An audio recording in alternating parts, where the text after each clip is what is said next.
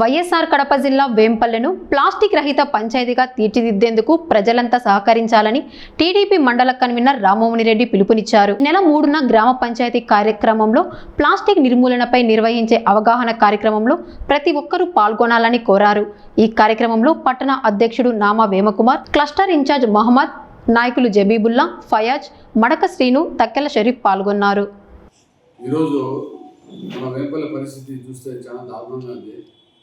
Main important drainage వ్యవస్థ ఎక్కడే water పోయేకి అవకాశం లేకుండా ఓన్లీ కాలువలన్నీ కూడా ప్లాస్టిక్తోనే కప్పబెట్టబడినాయి. ఆ ప్లాస్టిక్ ఎత్తేకి కూడా ఉదయం ఎత్తితే సాయంత్రానికి మళ్ళీ కాలువల నిండా ప్లాస్టిక్ అయ్యే పరిస్థితి ఉంది.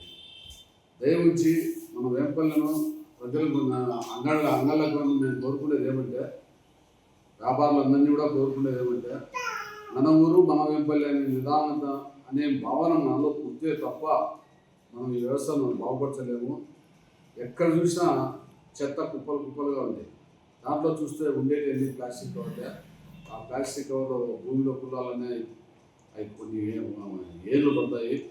కాబట్టి దయ ఉంచి రేపు సోమవారం పంచాయతీ అధికారులు 4 గంటలకి మీటింగ్ అరేంజ్ చేశారు. ఆ మీటింగ్ కూడా వాళ్ళు ఎక్కడైనా కూడా చెప్తారు. దయ ఉంచి అందరూ మీటింగ్ అటెండ్ కండి. మనం మన పంచాయతీని కాపాడుకోవాలంటే ప్రతి కుటుంబము ప్రతి ఒక్కరి సహకారం ఉంటే తప్ప మన గ్రామ పంచాయతీ బాగుపడదు.